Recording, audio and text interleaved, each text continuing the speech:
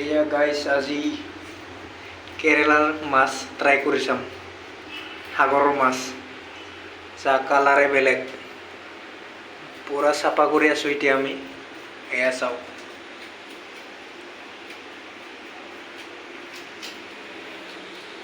কেৰেলাৰ সাগৰৰ মাছ খাই চাম আজি। ট্ৰাই কৰি চাম কেনেকুৱা লাগে আৰু খাই কিনে জনাম আপোনালোকক।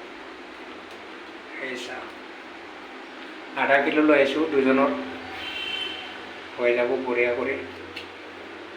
চুইট এটা উঠিছে। আমাৰ ইফালে বনাব ৰেডি হৈ গ'ল। বিলাহী আলু পিঁয়াজ কাটি ল'লোঁ। বিলাহী আলুৰ লগত বনাম বঢ়িয়া কৰি। কেইটামান ফ্ৰাই কৰিম আৰু বাকী বিলাহীৰ লগত বনাম। এটা বনাব লাগে, চব ৰেডি হৈ গ'ল।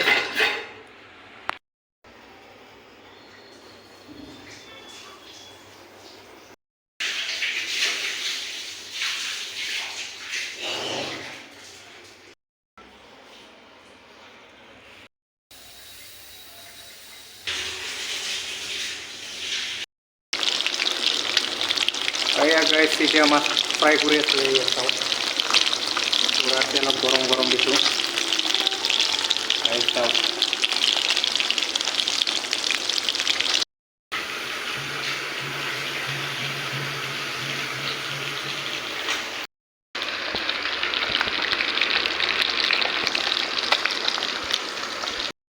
होनेवाला হ'ব আৰু আমাৰ মাছ বনোৱা।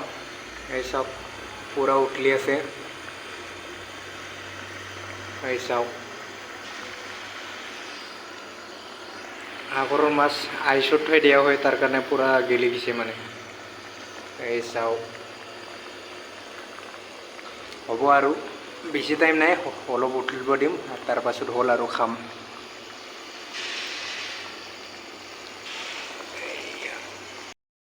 এই গাইছ আমাৰ ৰেডি হৈ গ'ল, এতিয়া খাম আমি। এই চাওক কেনে হৈছে? মজা একদম মজা না? টেষ্ট আছে না নাই মাছটো, সাগৰৰ মাছটো? একদম মজা বঢ়িয়া। এইফালে কালি কাৰণে থৈ দিম পুৱাৰ। আৰু এইফালে মোৰ আৰু এইফালে এয়া লগৰীয়া চাই আছে। এইফালে সাগৰৰ মাছ এয়া মানে আইচত হয় না, পুৰা গেলি গৈছে। দে এতিয়া খাওঁ আৰু।